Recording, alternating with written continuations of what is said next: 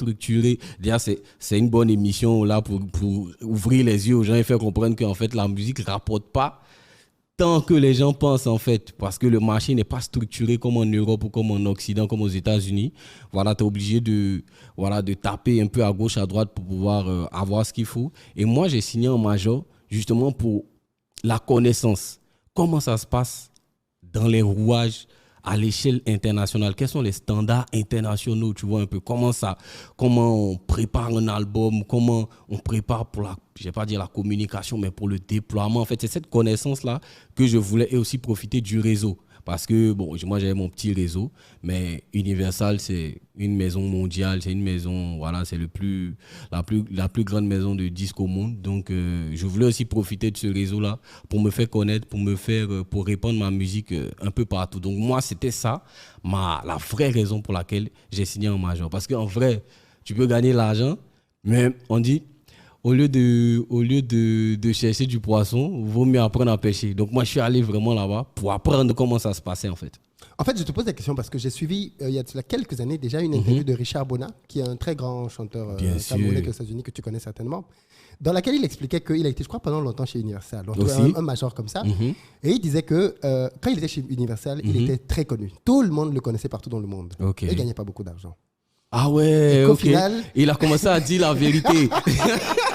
Mais c'est bon, tu as c'est bon de dire la vérité comme ça. Il a commencé à dire la vérité. Il a dit quand il a quitté Universal pour se mettre à son propre compte, après une longue carrière, il a dit maintenant il est 10 fois moins connu, mais il gagne 10 fois plus.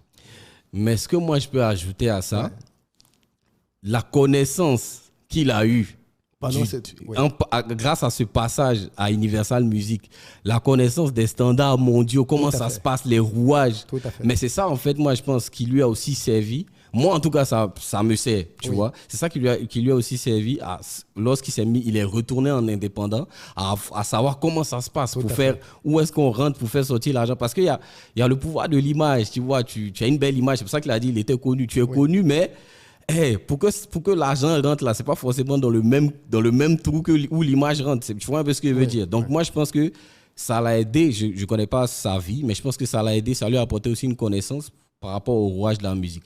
Mais en vrai, moi, je dis, si tu signes en major en Côte d'Ivoire ou dans les majors ici en te disant que dès que tu signes, ta vie va changer financièrement de manière exponentielle, reste chez toi, reste dans ton indépendance. Moi, c'est ce que moi je te dis. Parce qu'il y a un truc qui est pas dit qui trompe, c'est les avances. Quand tu signes en major, en contrat artiste, tu as une avance.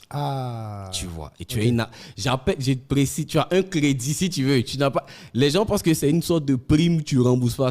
Tu vas rembourser. C'est-à-dire, on te donne un montant. Genre, par exemple.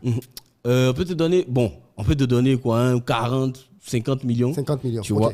Et non. Tous les artistes qui me suivent, ils ne vont pas me donner 50 millions.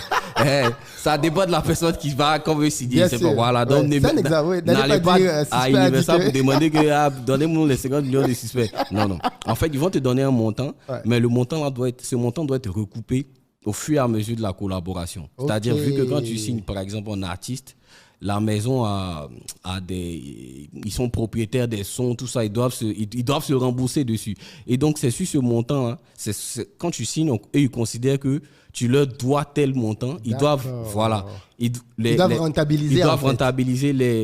En vrai, le pourcentage, il change pour qu'eux, ils puissent rentabiliser. Et après, le pourcentage de partage, il redevient comme il doit être. Donc, c'est un peu ça le piège.